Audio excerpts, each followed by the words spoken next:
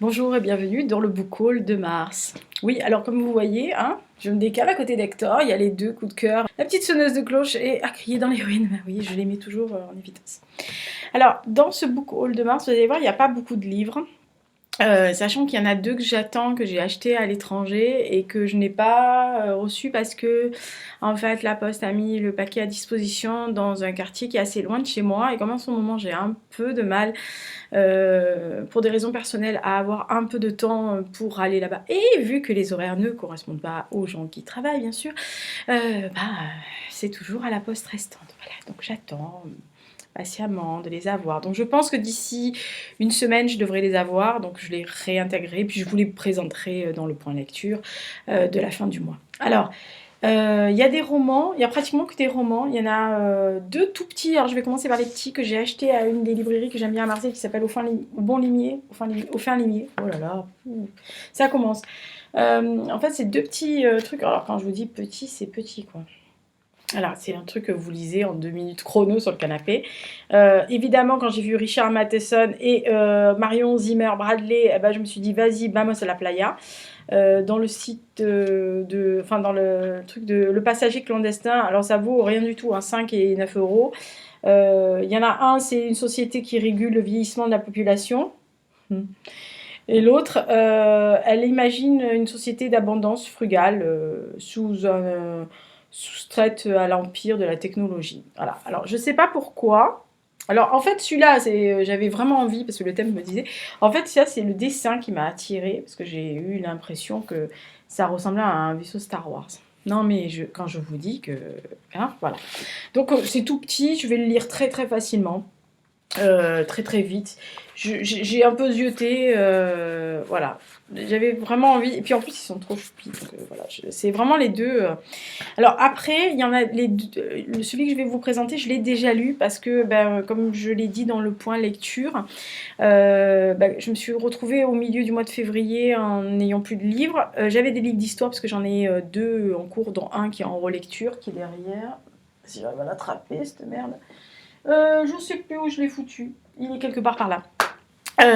J'avais envie de le relire parce que je cherchais un truc, j'ai eu un reportage, etc. Et que j'étais en train de relire le livre, partie du livre de Svetlana Alexievitch sur l'URSS aussi. Pareil, parce que j'ai vu un reportage sur les goulags sur Arte, donc j'avais envie de relire certaines choses. Et comme j'avais plus le livre, j'ai pioché dans la palle de mars, quoi, en février, super. Mais bon, voilà. Alors je vous présente les romans, je vais juste vous dire si je les ai déjà lus, puisque de toute façon, si vous me suivez, et si vous me suivez surtout sur Instagram, vous les avez vus passer dans mes stories, donc automatiquement vous allez dire « Ah, mais elle les a déjà lus !» Donc il n'y a pas d'intérêt à tricher. Donc, premier que j'ai lu, donc... c'est Gwenaëlle Robert chez Robert Laffont, Le Dernier Bain. Tableau de marin dans la baignoire fait par David, je suppose que tout le monde connaît. Alors, c'est un livre qui est pas tout jeune, hein, mais je l'avais, quand il était sorti, je crois en 2018, il me semble. Oh, punaise des bois. 2018, je crois. Je sais plus.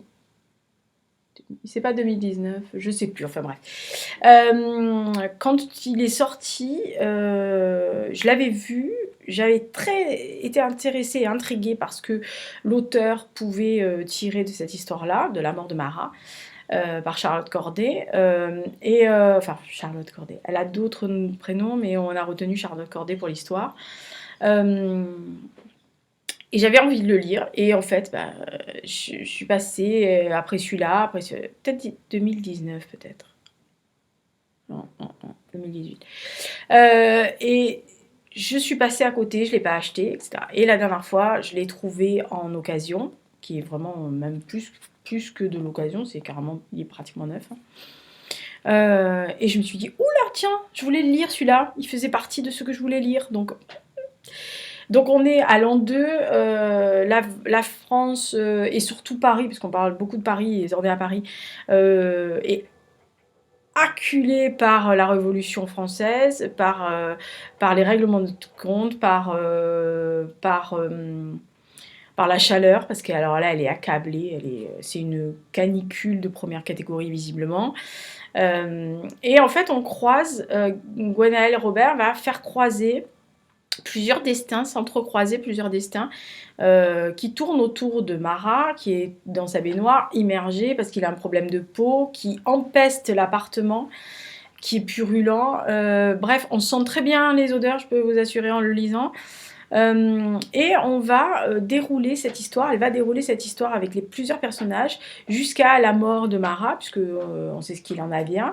Elle va entremêler comme ça une jeune Anglaise, un curé défroqué, un cocher, une lavandière, quelqu'un qui s'occupe du linge de Marie-Antoinette. Donc on parle de Marie-Antoinette, du dauphin, de monsieur, du jeune dauphin, etc. Donc il y a tous ces personnages qui sont mêlés, qui sont dans la Révolution française, puisque c'est post la mort du roi. Elle nous propulse dans le cœur vraiment battant de l'histoire, de ce 1793 qui doit me poursuivre. Alors depuis l'année dernière, ça me poursuit du 1793, donc je me suis dit qu'après la fin de la lecture, il faudrait quand même que je revienne un peu à la Révolution française et un peu à cette année-là, parce que visiblement c'est une année qui me poursuit, donc je vais m'y remettre. Hein. Et parce que la Révolution française n'est pas vraiment ma période préférée, c'est pas garder des souvenirs, enfin si je connais les bases, mais enfin les grosses bases, mais j'ai jamais plongé dedans vraiment des masses.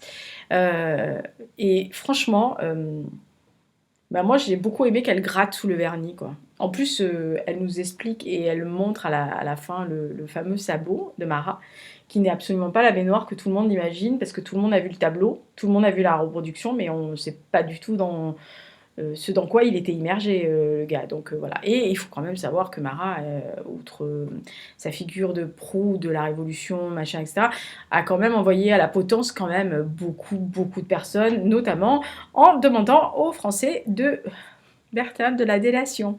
Ça doit être un truc français, ça. Bref, voilà. Donc Gwenaël Robert, Le Dernier Bain, donc chez Robert Laffont. Je l'ai lu. Je vous en parlerai. Mais je pense qu'à la façon dont j'en parle, vous avez compris que j'ai beaucoup aimé ma lecture. Autre livre, alors je l'ai presque fini. Je sais plus quoi dire en fait. Je vous le présente. Et puis, à ma tête, vous allez comprendre. Ça s'appelle La promesse de Lucille, donc de Albert Duclos.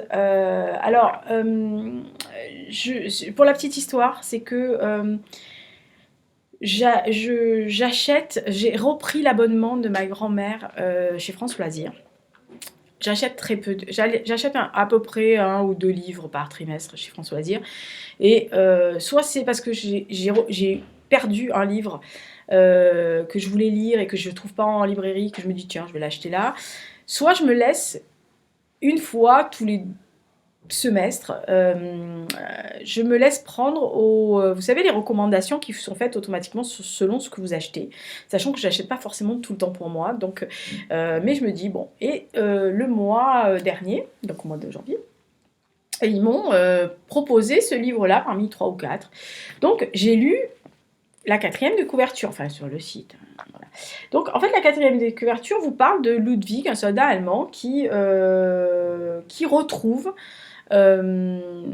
son amour de jeunesse, Lucille, qui était une infirmière française sur le front en 18, qui l'avait soignée. Et en fait, il se retrouve en 42 quand les Allemands traversent la ligne de démarcation. Et donc, elle cache de jeunes malades atteints de la tuberculose, et lui est capitaine dans la Wehrmacht. Voilà, et il revient du front russe. Évidemment, ceux qui me connaissent, qui me lisent, savent très bien qu'un résumé comme ça m'a fait renvoyer à mon Karenina. Donc je me suis dit, tiens, j'aimerais bien savoir ce qu'un autre auteur a fait sur une histoire d'amour entre un soldat allemand et une française, sachant que lui, il est fait se rencontrer en 18, moi les miens se rencontrent en 40, donc il n'y avait pas du tout le même, on va dire, background, enfin passé entre les deux, mais j'avais envie de savoir comment il allait développer ça. C'est écrit méga gros, hein. Alors là, il faudrait être bigleux pour pas voir. Hein. C'est écrit méga gros. Donc moi sur le coup je me suis dit oh le joli pavé. Mais en fait comme c'est écrit très très gros, vous enlevez la moitié des pages. Donc en gros vous avez un truc comme ça. Donc ça, moins écrit gros, c'est fait 250 pages. J'en suis donc à la page, je vous mens pas, 389. Alors, j'en parle pas ici parce que j'en parlerai dans le point lecture de la fin du mois. Mais voilà, j'ai du mal. Hein. Beaucoup de mal. Voilà, donc voilà. Je peux rien dire. Voilà, je peux rien dire. Autre livre que j'ai lu, alors toujours sur France Loisirs, quand je vous dis, ça s'appelle Le berceau du talion de Sébastien Julian. Donc c'est aux Nouvelles Plumes, hein, c'est la maison d'édition qui est affiliée avec France Loisirs. À chaque fois que j'ai acheté un livre de cette collection-là, j'en rachète pas très souvent, mais je fonctionne au coup de cœur. Et donc quand j'ai lu la 4e de couverture, en fait c'est dans la région de Grenoble, c'est un avocat qui est retrouvé mort, enterré vivant. Et ce meurtre semble être lié à un suicide qui s'est passé 14 ans plus tôt d'un jeune Valentin. Et donc c'est le début, ce qu'on appelle le début d'une vengeance, ce qui est mis implacable. Donc en fait, Talion, le berceau de Talion. Ouais, voilà. Donc, je sais pas pourquoi, quand je l'ai lu, je me suis dit, tiens, ça me plaît bien. Voilà. Et en plus, alors, je vous dis tout. En fait, j'ai lu qui était l'auteur. Et alors, bon, je me fous du fait qu'il... Enfin, c'est très bien hein, qu'il travaille dans le milieu informatique, machin, etc. Mais alors, quand j'ai lu, avec des goûts éclectiques, du football au heavy metal, voilà. Je me suis dit... Toi, tu fais le grand écart un peu comme moi, style je lis de la littérature, ce que certains appellent blanche. Je suis capable de me taper Corneille et Racine et j'écoute du rock et j'adore le foot. Donc je me suis dit, oh là là, je vais lire Le Garçon. Vous voyez comme quoi ça... Hein, voilà. Suffit pas de grand chose pour m'attirer à moi. Et donc je ne l'ai pas commencé forcément, mais j'ai vraiment envie de le lire. Et puis... je l'ai parcouru parce que j'aime bien parcourir. Il y a des extraits de procès-verbaux, des résultats d'analyse, etc. Je ne sais pas ce que ça va donner, mais en tous les cas, c'est alléchant sur le papier. Voilà, donc Le berceau du talion de Sébastien, pardon, je le remonte, Julien, parce que comme ça, moi, c'est fait. Et alors, évidemment, je l'ai reçu fin décembre, début janvier. Je couine pour le lire, mais je me suis réfrénée parce que j'en avais d'autres avant. Et surtout parce que je voulais finir le précédent, enfin celui que j'avais à la maison. Jusli Adler Olsen, victime 2117, donc département V, The Pavas. Alors, pour ne rien vous cacher, à l'heure où on parle, j'avais prévu d'aller au salon du livre pendant 2 jours. Au moment où je tourne cette vidéo, rien n'est moins sûr parce que j'ai un petit souci, un gros souci au niveau de la santé de ma maman. Et donc, je ne sais pas. Voilà. Alors, ça faisait partie du livre que je voulais amener avec moi pour mes voyages en TGV aller-retour. Voilà. Une fois que j'aurais fini, alors je comptais lire celui-ci après celui-là, et je me suis dit non, finalement tu vas lire celui-là d'abord, parce que si tu pars, tu prendras celui-là, si tu pars pas, il te fera au moins la semaine. Donc c'est le 8e opus. On parle d'une réfugiée qui a péri en Méditerranée, etc. En fait... cette mort-là, qui est pas anonyme, va renvoyer Assad, donc le copain de Karl Mock, le coéquipier, et le pote de Rose, à sa vie, à son passé, et va refaire ressurgir des souvenirs assez douloureux.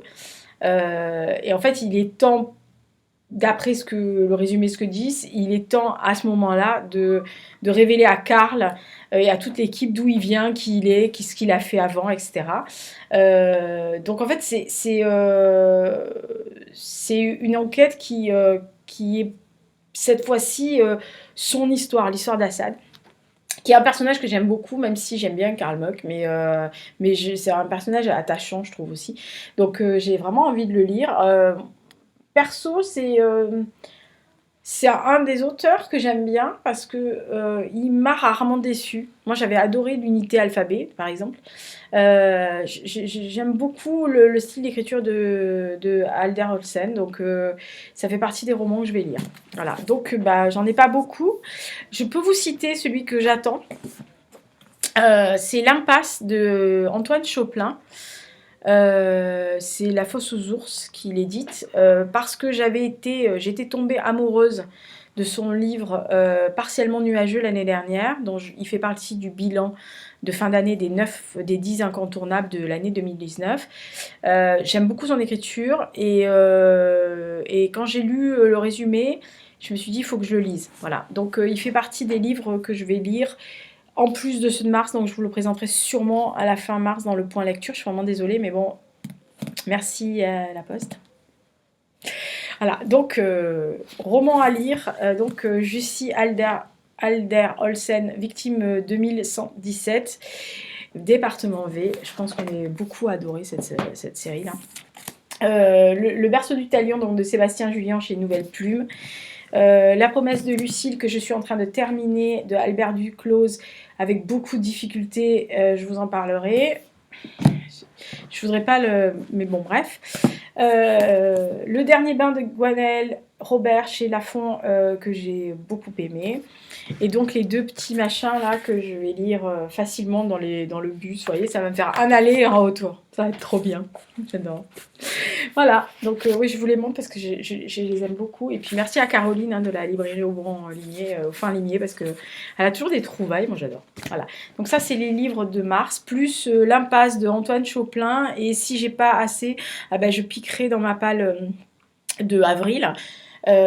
Sachant que j'ai plus trop de livres d'avance et ça fait partie des choses qu'on m'a posé comme question dans le FAQ que j'ai clôturé parce que j'avais quand même pas mal de questions. On m'a demandé quelle était ma palle, donc je vais carrément vous montrer ma palle. Et donc en gros voilà, je vous montrerai pas ceux-là parce que, enfin pas les deux que je dois lire parce qu'il y en a, enfin pas les 4 que je dois lire, donc je vous montrerai pas ces 4 là parce que forcément ils font partie de ce mois-ci, mais ceux que j'ai en attente, vous allez voir, il n'y en a pas des masses. C'est tout pour le book haul de mars, sachant que avril théoriquement ça devrait être un book haul si je peux aller au salon de livres. J'ai déjà repéré 5 ou 6 livres que je veux voir, que je veux acheter là-bas, dont un au Forge de Vulcain, un chez La Talente, je crois qu'il n'y en a pas chez Rouergue, je ne sais plus. Sinon, si je ne peux pas monter, je les achèterai, je les commanderai en librairie ou autre, et puis je les prendrai. Mais c'est des livres que je veux lire absolument. Et il y en a 2 autres aussi que j'ai repérés, enfin 3, dont le dernier... le dernier Jérôme Attal sur les Beatles, celui de Mac Iwan aussi, et celui de Diane Ducré. Alors je pense que c'est ceux qui attireront en mai, sans aucun doute. Voilà. Donc si je peux monter à Paris, je les achète là-bas, avec grand plaisir, même si les auteurs sont pas là, c'est pas mon problème. Mais s'ils sont pas là, je les achèterai. Voilà. Donc je vous tiendrai sûrement au courant mi-mars dans une vidéo. Je vous dirai si je monte. Et puis si je monte, si vous y êtes, ça sera avec grand plaisir que j'aimerais vous rencontrer. Sinon, tant pis, on fera ça la prochaine fois. Voilà. C'est tout pour le book haul de mars. Allez, lisez bien, portez-vous bien. Et je vous embrasse. Et puis le général Lux, il dort sur les bouquins. Derrière là. Il est juste derrière là. Général Lux, c'est comme ça. Allez, au revoir. Bonne semaine.